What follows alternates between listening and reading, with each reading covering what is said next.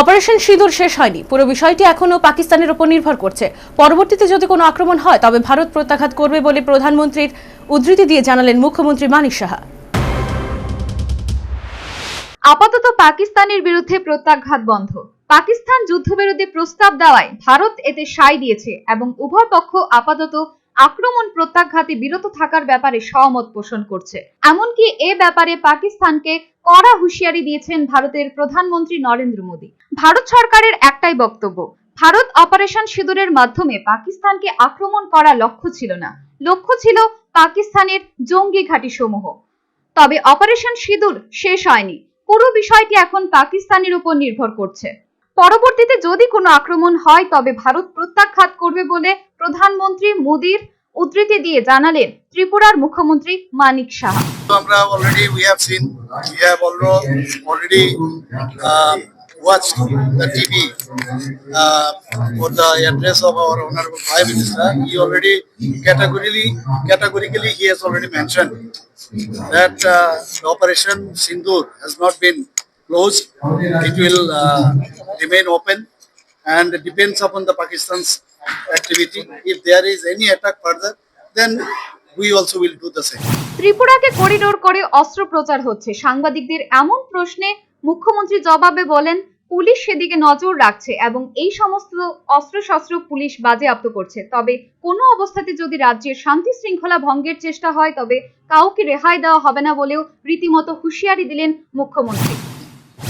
We are worried about that the arms should not enter our Tripura state, and for that whenever it comes, we usually what happens, our police already address it and they recover those arms and ammunition.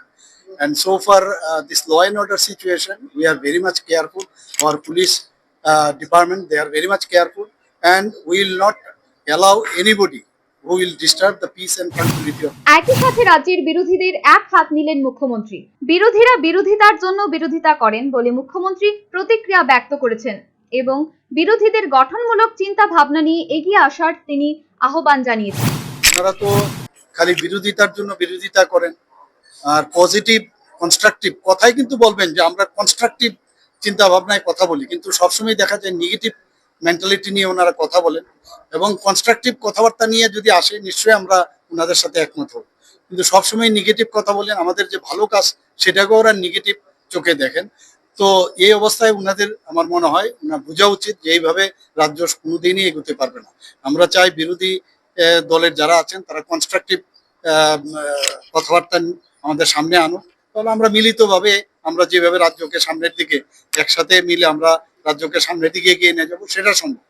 শুধু তাই নয়, মাননীয় প্রধানমন্ত্রীজি গতকালও উনি বলেছেন সমস্ত বিরোধী দলের যারা লিডাররা আছেন, যারা পার্টি আছেন, সবাই কিন্তু একমত এই ভারতের অখণ্ডতা রক্ষার জন্য ওনারা কিন্তু এই আমাদের মাননীয় প্রধানমন্ত্রীজির যে সরকার এবং কেন্দ্রীয় সরকারকে ওনারা পূর্ণতার সাথে ওনারা কিন্তু।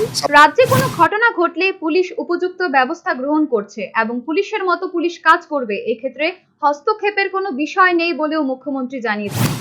দেখুন, 35 বছর ধরে এই কালচার ত্রিপুরাতে ছিল। আগের সরকার ওরা এগুলো করতো, মানুষ বেরোতেই পারতো না।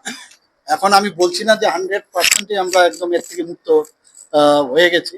তো মাঝে সাঝে এক এক জায়গায় এক এক ধরনের ঘটনা হয়, সেই জায়গায় পুলিশ কিন্তু তার কার্যক্রম কিন্তু করেন এবং সেইভাবে ওনারা কিন্তু তাদেরকে গ্রেপ্তারও করেন এবং কেসও নেন। সময় লাগবে, কিন্তু মানুষ যতক্ষণ ধরে এই মেন্টালিটির থেকে না বেরোবে অনেক সময় নেবে। 35 বছর প্লাস 5 বছর মিলে ওরা যেভাবে ত্রিপুরার মধ্যে অশান্তির মাধ্যমে ঘোলা জলে সবসময় মাছ ধরার চেষ্টা, মানুষকে বিভ্রান্তি করার চেষ্টা, অগ্নিসংযোগ, খুন, সন্ত্রাস এগুলোই তো করতো। তার থেকে আমাদের যে সরকার, মাননীয় প্রধানমন্ত্রীজি যেভাবে আমাদের মার্গদর্শন উনি করছেন এবং আমরাও সেইভাবে চেষ্টা করছি এবং আমি আশা করি আগামী দিন এর থেকে আমরা মুক্তি লাভ করব এবং পজিটিভ ওয়েতে পুলিশকে তার পুলিশের কাজ করবে, সেই জায়গায় আমরা কোনো অবস্থায়।